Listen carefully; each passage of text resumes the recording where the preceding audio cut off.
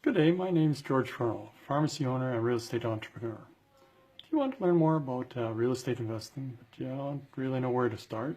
Stick around, I can help fill you in.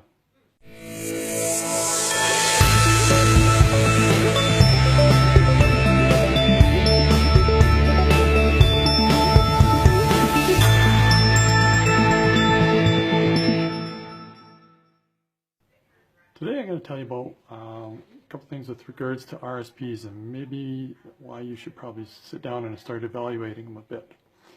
When I first graduated, I wanted to make sure that I provided for myself later on and that I wasn't going to be working a million years type thing and be able to retire hopefully with just regular work with regards to putting money away in RSPs and that type of thing. So I got on the horn. I made sure to call, various people and thought, well, which one's good? And then you see advertisements on TV, etc. And well, at my time and when I graduated, the big slogan was Freedom 55. Well, I called it up. I thought, well, this is a good idea. I heard the lingo and went all through it and thought, yeah, that's great. We'll start investing. Well, I don't know. It was probably 3 to 5 years. I was investing with them as far as putting my RSPs on a regular basis into there, and I started checking out the numbers, and I realized, I was 4 years into it, and you know what? If I had more than 3% in that, as far as a growth over that total value or over that total time, I would have been surprised. In fact, it was probably closer to 2.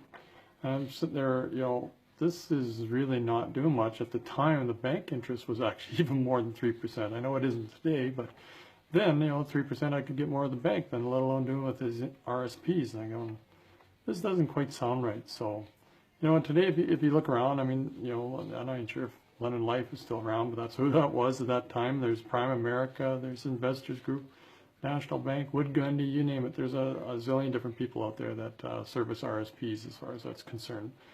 And they all usually have various programs. And when you start digging into the program, you should probably dig a little further and just find out. For starters, there is actually a service fee on all your transactions as far as that's concerned.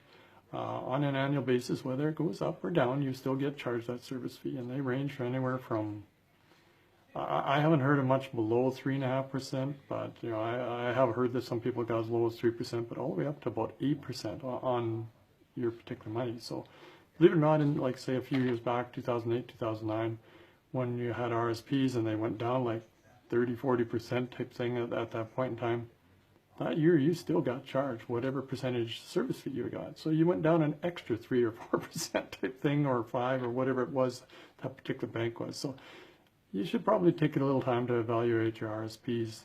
I got kind of an example of what we're talking about here. This is an attachment here I'll have after the video that you can kind of run through, and I'll just kind of go through it verbally here. So say you have $100,000 that you want to put into your RSPs. And, gosh forbid, you get 8% return. You have some, gem of a guy that can do a great investing for you and get 8% on the whole year as far as your RSPs. But there's still the 2.5% fee that is for managing that account. And 2.5 is actually below what everything I've just mentioned. So we're going for bare low minimum as far as that's concerned. And you leave that in for 20 years.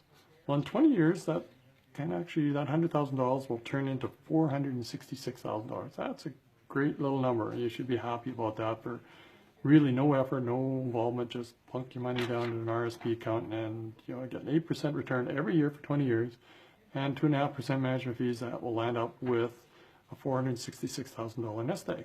That's pretty good. But if you start doing some calculations there and you realize that if you take away your original investment, which is $100,000, which is $366,000, and those service fees, which are about $92,000, and to be honest, this is compounding interest. So if you take away the compounding, which is another $93,000, it would have cost you $185,000. And to be honest, instead of that $466,000 net stake at 8%, because of this 2.5% service fee, you will land up with only $190,000 on top of that. So really, you got to watch your RSPs and realize that they're not always the end all to do things, and especially when we have had so many market turnarounds and 2008-9 was one, and we're expecting another one here in the next year or two as well. Probably you should really start checking into RSPs. There is other types of RSPs that are available. They're called self-directed RSPs. And you may want to consider doing that. I'm not saying don't stop doing RSPs. I'm just saying you might want to do different ways of doing RSPs. Self-directed RSPs are available through different banks called Olympia Trust, TD Waterhouse, or Canadian Western Trust. Those particular RSPs have a set fee for the setup of the account, and then a set fee on an annual basis as far as a particular RSP is concerned. So you may have $5,000 in RSPs or $100,000. They may charge you $100 a year to manage that account, but not a percentage. And it's the percentage that kills you, and that's what the other ones are doing.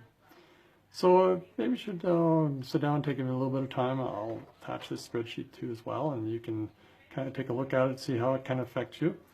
If you're interested in learning more, you can also go over to my website at gallahaninvestments.com. And for now, so do me a favor, take care of your health, your wealth, and your professional well-being. And we'll see you later, and take care for now.